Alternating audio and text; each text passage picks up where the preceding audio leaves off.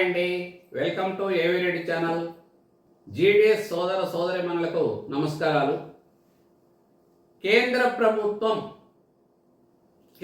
ప్రభుత్వ ఉద్యోగులకు జీతభత్యాల అధ్యయనానికి ఇటీవల ఏపీ కమిషన్ ప్రకటించిన విషయం విదితమే.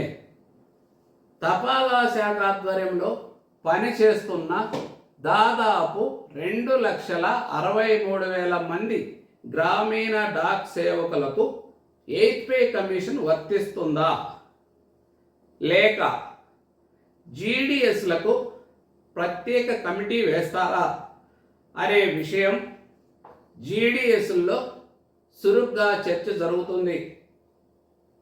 7th పే కమిషన్ 2016లో వేసినప్పటికీ జీడిఎస్లకు ప్రత్యేకంగా కమలేష్ చంద్ర కమిటీ ఏర్పాటు చేశారు.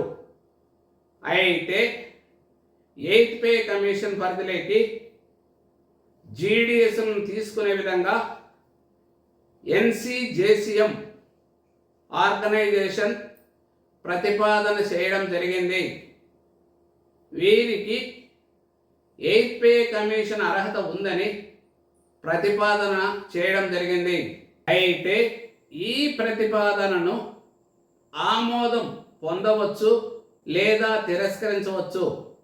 ఎందుకంటే జీడిఎస్లు పర్మనెంట్ సెంట్రల్ గవర్నమెంట్ ఎంప్లాయీస్ కాదు. జీడిఎస్లు కేంద్ర ప్రభుత్వం ఆమోదించిన ఒక ఆర్గనైజేషన్. అయితే ప్రైవేటు కాదు, పక్కా సెంట్రల్ గవర్నమెంట్ ఎంప్లాయీస్ కాదు.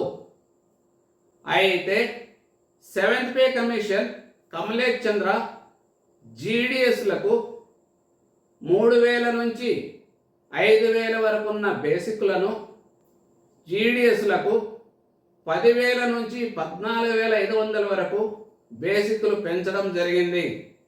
కమలేష్ చంద్ర కమిటీ ద్వారా ఫిట్మెంట్ 2.57 నుంచి 2.81 వరకు ఇచ్చారు. ఈసారి పే కమిటీలో ఫిట్మెంట్ ఫ్యాక్టర్ 1.91 టు 2.1 వరకు ఉండవచ్చని విశ్లేషకులు అంచనా వేస్తున్నారు. ఎగ్జాంపుల్, 12,000 బేసిక్ ఉన్న బీపీఎంకు 12,000 ఇంటూ 1.91 ఈక్వల్ టు 22,920 రూపాయలు బేసిక్ మారే అవకాశం ఉంది. 10,000 బేసిక్ ఉన్న ఏబీపీఎంకు 10,000 ఇంటూ 1.91 ఈక్వల్ టు 19,100 రూపాయలు బేసిక్ అవుతుందని మేధావులు అభిప్రాయపడుతున్నారు. పే కమిషన్ జీతం పెంచిన తర్వాత ప్రస్తుతం ఉన్న డిఏ 0 అవుతుంది. అయితే మళ్ళీ 6 నెలలకు ఒకసారి ఇచ్చే డిఏని బేసిక్తో అమలు చేస్తారు. 2026లో ఏప్రిల్ నుంచి జూన్ లోపల పే కమిషన్ అమలయ్యే అవకాశం ఉంది. అయితే జీడిఎస్లకు 2026 జనవరి నుంచి పెరిగిన జీతాలు ఇవ్వడం జరుగుతుంది.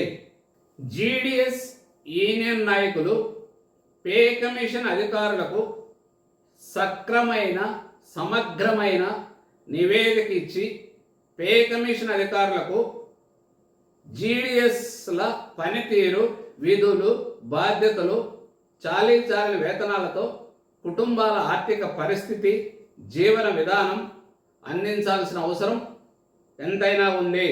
ఈ వీడియో మీకు నచ్చినట్లయితే లైక్ చేయండి, షేర్ చేయండి. మరిన్ని పోస్టల్ అప్డేట్ కోసం మా ఏవి రెడ్డి ఛానల్ సబ్స్క్రైబ్ చేయండి.